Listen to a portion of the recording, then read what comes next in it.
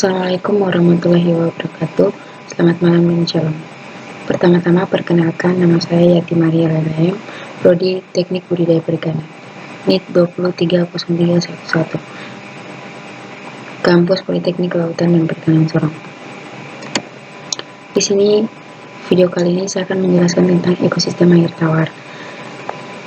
Pada umumnya ekosistem air tawar merupakan ekosistem dengan habitatnya yang sering digenangi air tawar yang kaya akan mineral dengan pH 6. Kondisi permukaan air tidak selalu tetap, ada kalanya naik turun, bahkan suatu ketika dapat pula mengering.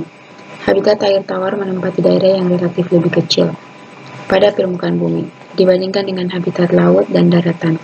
Habitat air tawar mempunyai peran penting dalam kehidupan manusia, karena habitat air tawar merupakan sumber yang paling praktis dan murah untuk kepentingan domestik dan industri. Kita masuk kepada peran ekosistem air tawar sebagai habitat biota akuatik. Ekosistem air tawar seperti danau, sungai, dan waduk adalah rumah bagi banyak organisme air yang saling berinteraksi.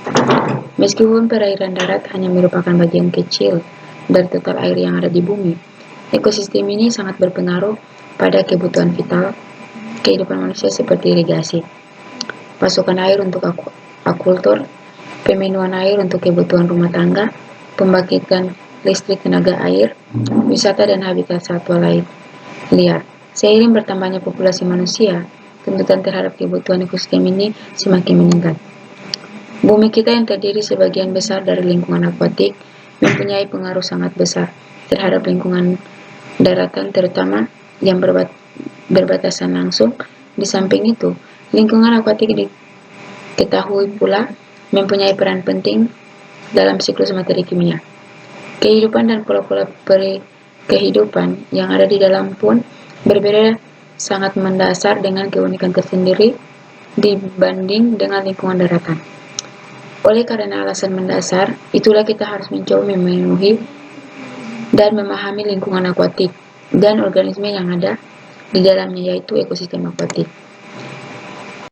Akan diuraikan secara mendasar bagaimana suatu keadaan atau kondisi, baik secara minimum maupun maksimum, yang bertindak sebagai faktor pembatas bagi kehidupan suatu organisme akuatik, baik untuk lingkungan akuatik tawar maupun akuatik laut. Di sini kita bisa lihat gambarnya, yaitu gambar ekosistem perairan tawar pada akuatik.